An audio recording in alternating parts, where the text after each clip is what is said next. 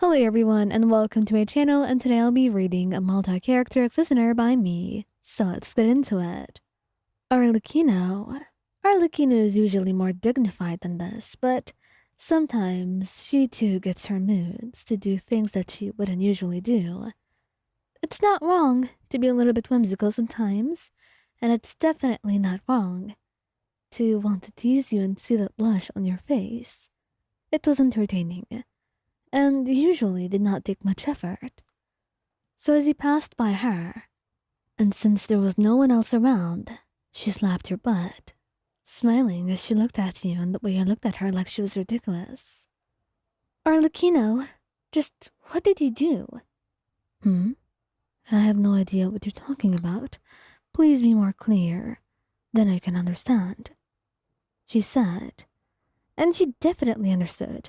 She was just teasing you and she found way too much joy in it. And as you continued to glare at her, she acted completely confused, like she had no idea what you were trying to say. But you just scoffed and moved away. But she stopped you, wrapping an arm around your waist and pulling you to sit right down by her on the couch. Come on, Wyan. You don't have to be so difficult. It can be entertaining sometimes to do this. Don't be like that. Yeah, entertaining. At my expense.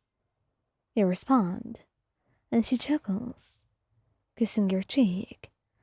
That is true. It was very entertaining. And if you keep it that way, I might just do it again. You blush. And you don't know if you want her to do it again, but regardless of your own thoughts on the matter, it was certainly a little bit too much and you were already flustered. So for now you shook your head, and she smiled. She wouldn't do anything without your consent, especially if she knew you disliked it.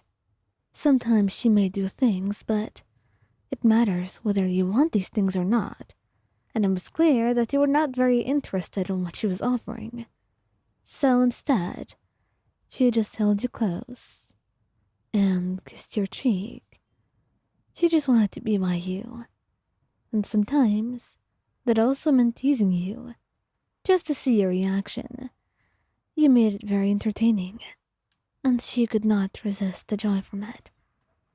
Sometimes, every once in a while, one must do things to change the pace, and she was very overjoyed to be able to do that.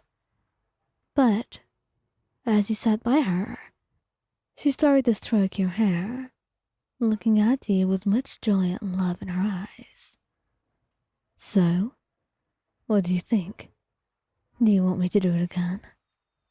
Arlecchino, enough. Come on, it's embarrassing as it is. You don't need to fluster me more. If you say so. But you know I'm always up for the offer, she said. And you blushed brighter, burying your face into her chest. And she wouldn't mind keeping you like that the whole day.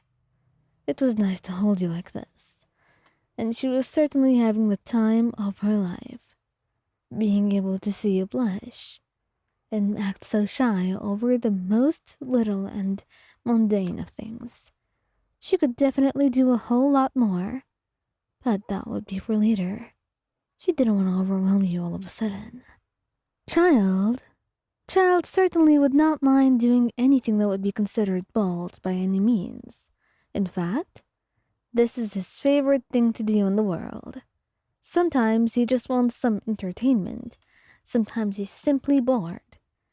But some other times, he has a specific goal in mind. And right now was one of those times where he had a specific one. I mean, he couldn't be blamed for it when you were wearing these pants. You looked very beautiful and very tempting, and he was not one known for resisting his own urges and desires, especially if the two of you were dating. He had every excuse to do this. So, without overthinking it, he decided to just go on with his own wants here.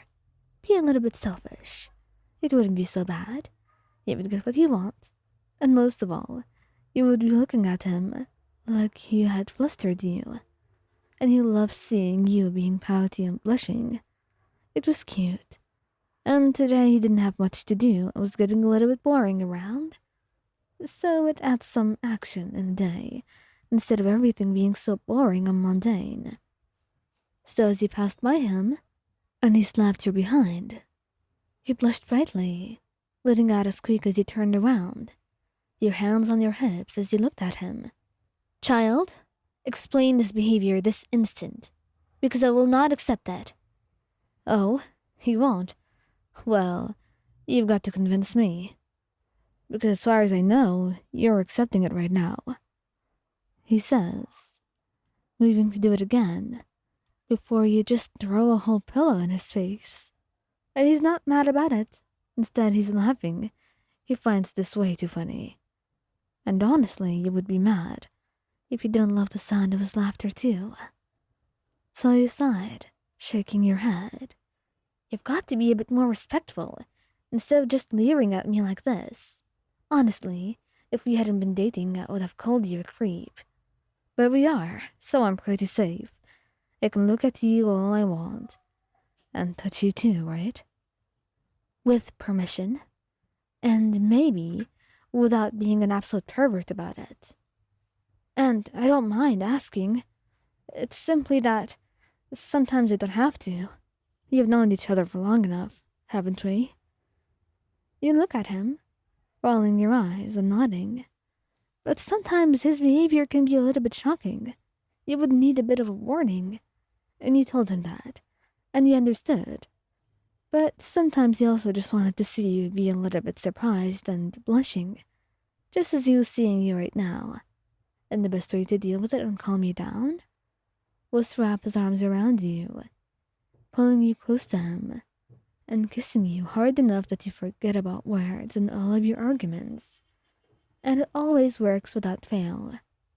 Because even though you're trying to push him away for the first few moments, it's easy to soon forget everything and pull him closer, closing your eyes as your hands dangle on his hair, as you completely forget everything else that doesn't have him in it. You love him a little bit too much. And maybe that's not always in your favor, but what could you do about it? You couldn't resist him. And so was he unable to resist you as well.